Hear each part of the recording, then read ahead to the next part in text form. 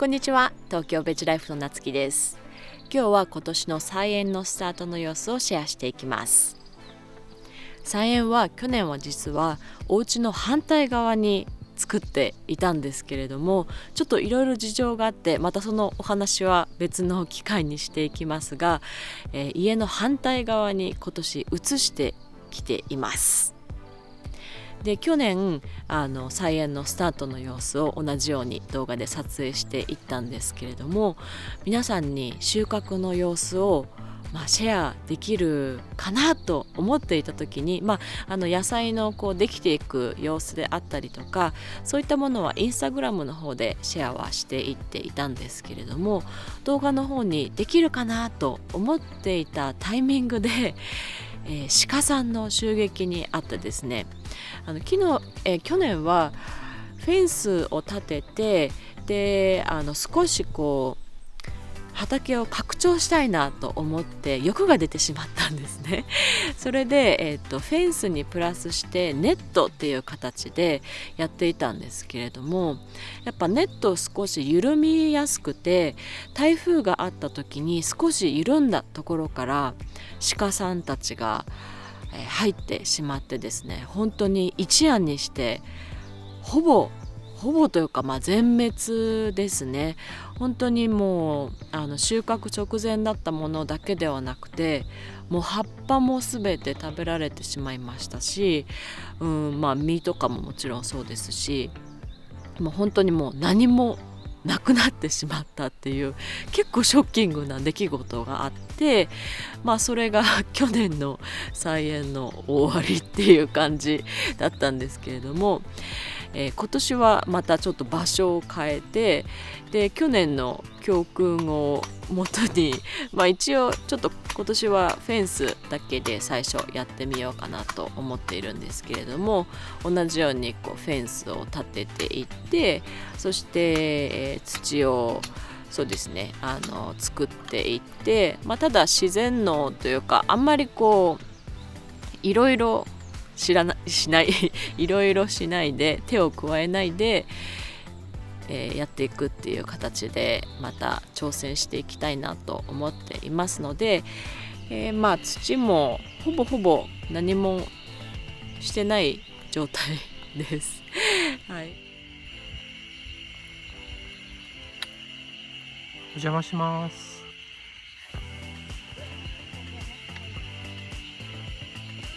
何をやられてるんですか？今ここに通路を作っていて、で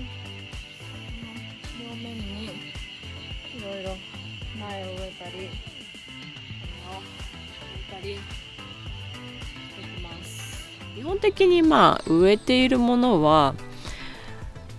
去年は割と結構いろいろ考えてたんですけど、今年は去年のリベンジを兼ねてっていうところもありつつ、基本的に自分が食べたいなと思うものを中心に適当に植えてみました。でそこからいろいろ学びながら、育つものは育たなかったら何が良くなかったのかっていうのを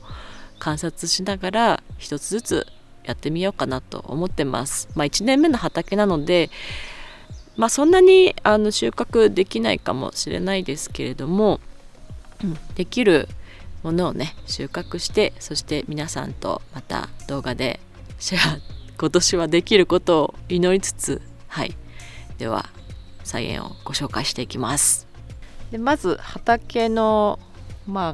広さ構成なんですけど、縦が7メートルくらいで、横が3メートルくらいですかね。真ん中に通路を作って、そしてこういって畝を作ってして、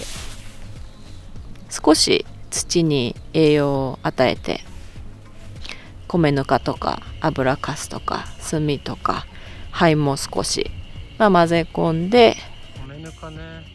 そして土を少し作って、で植物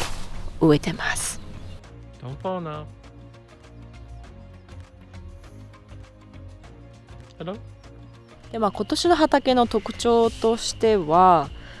特徴っていうほどでもないんですけど、土をこう豊かにしてくれる、いわゆる緑肥と言われる、クローバーみたいなものだったりとか、ソルゴみたいなものとか、そういうものをもう土に直接植えてしまって、本当だったらもうちょっと違うところに通路とかに植えて、でそれをこう、買って草マルチみたいにして使ったりとか、あとはまだ畑としてこれから使うっていう土地にそういう緑肥となるような植物を植えて、そしてそれを刈り取ってから違うものを植えるっていう形なんですけど、ちょっとめんどくさかったので、野菜を植えたところにもう一緒に植えちゃいました。どうなるかわかんないですけど、とりあえずそれでやってみたので、もうすっごいいっぱい芽が出てきていて、すごいね可愛らしいんですけど、全然まだマルチのような、役割を果たしてくれるようなサイズじゃないので、その辺で買ってきたですね。買ってきたんじゃなくて買ってきた、草を野菜の苗の周りに置いて、マルチ代わりに、マルチっていうのはその水分が蒸発するのを防ぐというか、土がやっぱ乾いちゃうんですね。ずっとこう太陽の光に当たってると土が乾いてしまうので、それを防ぐために、草を敷いておいてます。であと草がだんだんまた養分になるっていう役割も少しはあるようなんですけれども、そういった形でちょっとやってみています。これはスイスチャードと、こちらにいるのがオクラですね。オクラさんと、であとこれはキュウリですね。キュウリ。そしてこの辺りはレタスさんたちとケールとか、この辺りにキャベツとかブロッコリーみたいなものを植えていて、こういったレタス系のものと、キャベツ系の野菜を一緒に植えてあげると、お互いが病気にならないように助け合ってくれるとのことだったので、一緒に植えています。でもしかして結構青虫がつきやすいので、キャベツ系の子たちはちょっとネットをこれからつけていくかもしれません。でこちら側に去年はちょっとなかった取り組みなんですけど、さつまいもを植えてみました。さつまいもは別に肥えた土地じゃなくても土じゃなくても元気にできるらしいので植えてみました。ちゃんと育ってくれるといいのですが、でこちらの方にズッキーニ、ちょっと倒れてるな、ズッキーニと、これもズッキーニなんですけれども、近くで野菜を作ったりとかされている方から苗を購入して、ちょっと面白い形のズッキーニになるはずです。丸いズッキーニと UFO みたいな形のねズッキーニになっていくはずです。この辺り、このハーブの苗も近くの方に分けていただいたんですけど、何のハーブかちょっとまだ分からなくて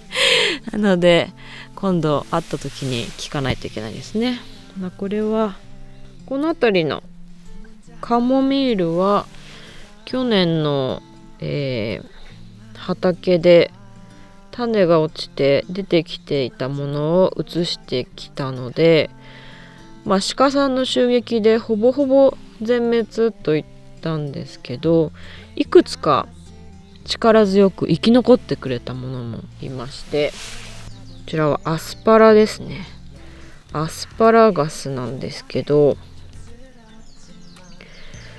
鹿さんの襲撃、そして雪とかそういうものも耐え抜いて生き残ってくれた2年目のアスパラガス、3年目から収穫できるそうなので楽しみです。1回収穫できるようになると10年くらいそのまんま収穫できるとのことです。こちらの小さいいちごさんたちも鹿さんにもう全部食べられちゃったんですけどね、やっぱり根が生きていて生き残ってくれたいちごさんですね。少し小さいいちごがなってきていますが、はい。でいちごと一緒にニンニクも植えていて、でニンニクは本当に手つかずで、多分鹿さんたちは匂いが強すぎてあまりお好みじゃないっていうことで、そう手つかずで一応残ってはいるんですけど、ちょっとあんまりなんだろう、ひょろひょろしてて成長がよろしくないような感じなので、ちょっともう一回秋口に、本当だったら秋とかに植えて、で今頃も収穫っていう状況だと思うんですけど、なんかひょろひょろしてて下の方が育ってるような感じがしないので、今プランターの方に植え替えてあるんですけど、秋になったらちょっと土の方にもう一回植え替えてみて、でどうなるか、来年収穫できるのかどうかわからないですけど、ちょっとやってみようかなと思ってます。こちらはこれも近くで野菜を育てている方に分けていただいたセルリアックの苗で、セルリアックっていうのはなんて言ったらいいのかな、なんか根みたい、なんかでかいセロリの根の部分みたいなそういう野菜なんですけど、なかなか私結構好きなんですけど、アメリカではよく食べてて日本では見かけない野菜なので、ちょっと自分で育ててみようかなと思ってます。でこちらはナス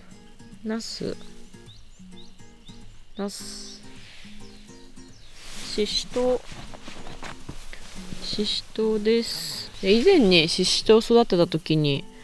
本当に嫌っていうほど取れたんですけど、去年すごくなんか不作でほぼあんまり、育たなかったんですよね。でちょっと原因がよく分かんなかったんですけど、なのでこちらはもうリベンジということでちょっとししとうやってみたいと思います。あとは定番のミニトマトですね。ちょっと2種類用意しました。こちらはもうあいこで少し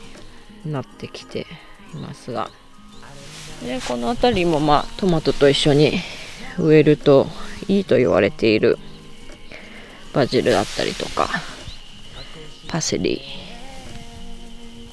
あっちもパセリですね、パセリ。で